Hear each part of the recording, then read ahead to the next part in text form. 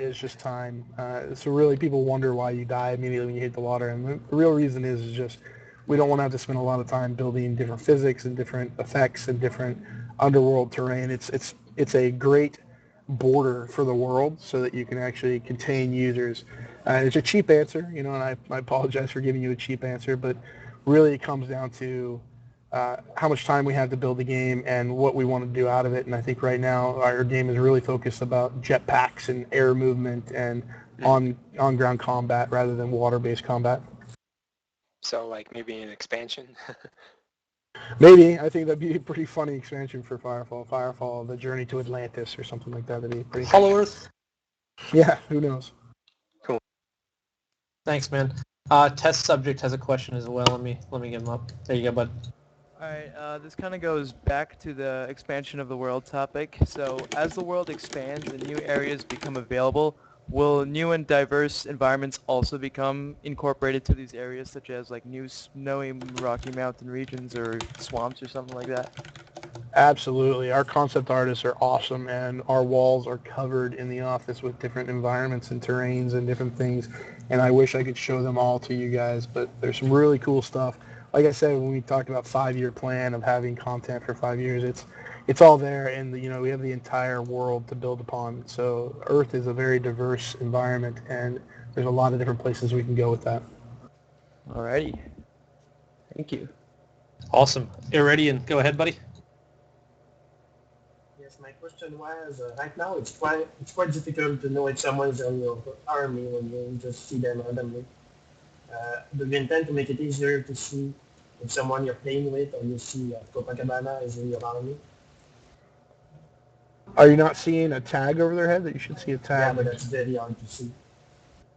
What would you like to see to make it more obvious? I think GDL will just make a unique color. Right now everyone is blue. Squad members are green, I believe. So maybe for me it was red or something like that. It would be, well, not red because that's enemy. They Another probably don't want to color make them red, for but army, yeah. so you can see them from very far away or even on the map. Okay, I'll talk to the guys and see if they have any ideas for that. They may already have a plan for it and just didn't get implemented. Right, thank you. Angry Donut has another question. Go Actually, ahead. couple. Oh boy.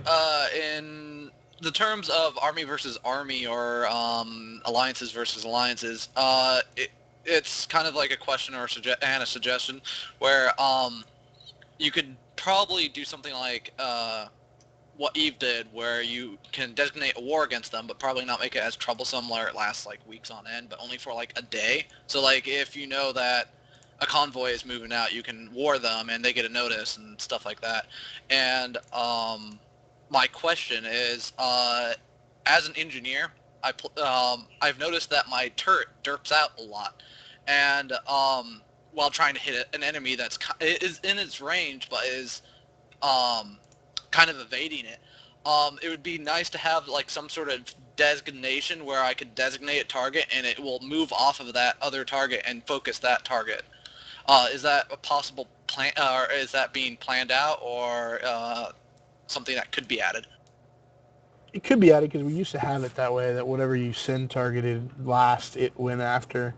I think with the problem, though, is that it's derping out, and that just points to a problem on our side, that our AI servers, because those turrets are controlled by AI, are probably just timing out or not able to give updates fast enough to make it a turret actually target a different creature. So I think we need to fix that bug and then determine whether or not that bug is still around, or whether we need to find a workaround for it by giving you more options to target.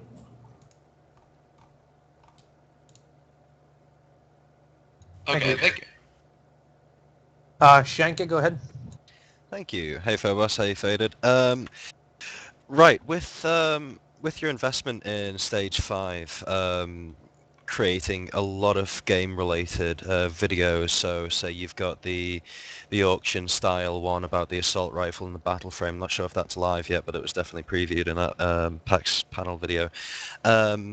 User-created content in terms of media, videos, what would you guys like to see the community push out if that makes sense, in terms of videos, like type of videos, whether it's in-game related items or products that are kind of shown with maybe a comedy spin? Are you looking for more informational? What would you guys like to see back from the community, I guess I'm asking? Do you want to talk about the stuff that you're already working on? That's totally your call. I don't want to kind of self-promote.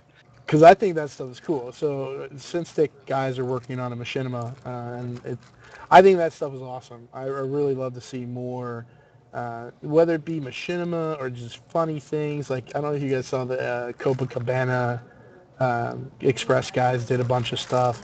The WCF Firefall thing was hilarious, and watching that with the little Monty Python sketches. And I'm happy to see anything. Community wants to create something, I'm happy to send it out there. We love looking at all the pictures and movies and various things. The RAR for Firefall.com guys are doing a great job with the crafting stuff. And, right now we definitely need all the help we can get in explaining the crafting system. Firefall Wiki is doing a great job on everything there. When it comes to content, again, I'm harping on the fact that we're a small company, but we are a small company, and our budgets are limited, especially with marketing. So True. It's really great to see you guys creating that content, because word of mouth marketing is so much more powerful than anything we could do. I could do an advertisement and spend $40,000 getting that in front of 2 million people, but the number of people that will convert to that are less than if you just told all of your friends about Firefall. And that's so much more powerful. You will convert more users by saying, hey, check out this game. It's free. It doesn't cost anything. Download it. I'm having some fun with it. That will convert users. And by making the videos, getting the word out there, everything you guys do, it helps us out tenfold. And it's amazing to see what you guys do. And I can't wait to see the video when it's done. I think the Twitch integration was genius, by the way. Yes. That definitely follows from what you were saying. Yeah, we'd love to see more of that stuff come on. We got a lot of feedback about the Twitch integration and there's options that we need to add. So, the guys are working on that, and we'll get that made better and better and better. Hopefully with the PvP PvE split, I've seen a lot of new esports teams starting to come up. I think Mustang League will be starting soon. Team Warfare is pushing their ladder. We've got Bronodon Brawl coming up in a couple weeks. We have a lot of different things happening with competition that I think will really push. On that side, we have a great spectator mode that we'd really like to show off and showcase. I think we've got a great game that plays really well and is a lot of fun to watch. And so I think that the more we can get that out there and the more you guys push that kind of stuff, the better. Excellent. Thank you. Can you go over the Bronodon Brawl for us, please? Sure. So Bronodon Brawl is actually run by Bronodon.com. They're one of our fan sites, run by Punk. They did Bronodon Brawl twice before, which was basically just teams getting together and doing a basic double elimination tournament. And so this time we decided to sponsor Bronodon Brawl. So Red 5 Studios is providing prizes. The first place prize is the winning team gets flown out to Red 5 Studios to talk to the dev team, meet with us, get feedback, check out some of the stuff we're working on, including our new esports mode, game type, and map that we're working on. Give feedback on that. They also get $500 of red beans to split amongst each other, some swag, and a Bronodon plushie. Second place gets like $250 worth of red beans and Bronodon plushies in the swag bag. And then third and fourth place get $100 or $125 each of red beans and swag as well. So it's just a way for us to kind of support the community and get that out there. But Bronodon Brawl, the sign-ups started already. It's bronodon.com/brawl. And then the first round is on April 13th. Good training. Sounds good. Where is Red 5 located at, California? Orange County, California. I've never been to California before, so this may be a good opportunity. Sign up and win. They don't make airplanes for giraffes. Just saying. I'll stay home. Go ahead, buddy. Thanks. Yeah, I had a question basically directed towards the crafting. I really love, honestly, how complicated it is. It really is a challenge, and I prefer crafting to be that way personally. But what was your thought process behind making it so in-depth? Well, it's important to have that complexity, and I posted this on the forums a couple times. You guys may have seen it, but you want a complex system. The problem is right now we don't have the simplistic interfaces to really explain that complex system. But without a complex system, people figure it out and they beat it and they're moving on before they're even done with it. And the complex system really gives a lot of replayability. It gives a lot of really awesome things to do with it. It adds depth to the game.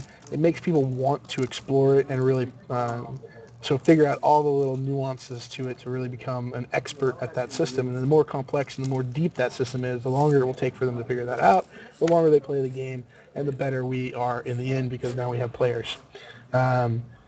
So, the guys here really enjoy those complex crafting systems. The guys working on the crafting, this particular one, are big fans of the Star Wars Galaxies crafting system, the Eve crafting system, and they wanted to really come up with something for Firefall that worked really well with our system. So it was I think it worked out pretty well. We just need to get those interfaces on there to simplify how you interact with the system and help train people on how it works, but keep the complexity and the depth. Great, thanks. Reaper? I got a question. Most games coming out have fan kits for people's websites. Are you guys going to be releasing one, or do we have to gather up all the assets ourselves? Pez, do we still have one? Yeah, we still have one out there. It's very basic, but we're working on a new one. It's just a matter of getting time to get assets created for that stuff. But there is a basic fan site kit, and I can get that to you. Please, if you could, that'd be awesome. Awesome. Alrighty, it looks like we are actually out of questions. So if you guys have any questions for us, or if you're looking for any feedback, we could help you out with that. Well, feel free to send anything in. If you guys have combined feedback, feel free to email me with anything you've got, and I'll make sure the team gets to read it, and we'll go through it all. Sounds good. Really, just thank you guys for even caring about the game and wanting to talk to us. It's awesome to see such a large group of people getting together and enjoying themselves. And keep playing the game. Don't dishearten if we do something wrong. Let us know. We're pretty open about changing things, and we're pretty open about hearing the feedback. So keep it up. Thank you. Actually, believe it or not, as I said that, I got 4 more questions if you guys have the time. I knew that was going to happen. The minute I said that, thanks for the questions, 10 people are going to be like, oh my god, I got a question to ask. But, Giraffe, what's our time constraint, or are we good? It's really it's on them. I don't want to go into their personal time. Why don't we say we'll cut it off in 15 minutes, so we'll see what we got. Sure. Give me 2 seconds. Let's get these rolling real quick then. They can get their... I actually have one question. Will there be any sort of, not necessarily beta keys, but any sort of redemption keys for red beans, etc.? Yeah, definitely in the future. So right now we're kind of limited on our pay options. We have PayPal and credit card. We want to expand that. There's obviously a lot of European users that don't have access to credit cards and don't use PayPal. So we need to get things like PaySafe card and other things. But then we'll also do things like in-game, in-store options for scratch-offs and things that we'll give away at different events and other places. So expect that to come, but probably not until open beta or later. Sounds good. If you get any, throw some this way. I've opened a couple mics up. I'm just going to, since we only have 15 minutes, I'm going to just let you guys hit the floor. Gimpity first, then Angry. Hi, how you doing? It's not really a game-specific question, but it's more of like a company question. Being a small company and making a AAA game, how do you acquire funding, and how do you resist the pressure from the people, like the investors, to get the game out as soon as possible? Well, so acquiring funding isn't any different than anybody else. That you just go out there and you talk to investors. We're pretty fortunate that we have an investor that allows us to just do what we do. So we got investment through the Nine, which is a Chinese corporation that published World of Warcraft in China a long time ago. They knew Mark Kern from that. And since Mark Kern, our CEO, was also the team lead on World of Warcraft, they had conversations before, so he had a good insight there. They came out and they gave us additional funding, and they continue to fund us. They do reviews. We talk to them. They give us feedback, but they're really great partner to work with because they're pretty hands off. They don't give us too much pressure, so we don't have to worry about that pressure too much. We have our own internal pressures that we're trying to get a game out. And we're constantly trying to push that game and get it out there and make sure that it's fun and it's good to go. And so That's on us, though. I think we pressure ourselves way more than our investors pressure us. Obviously, I don't speak for Mark. He may be getting pressure that I don't know about, but he definitely doesn't pass that pressure down to the rest of us. So we have a chance to make a really great game, and that's what we're going to do.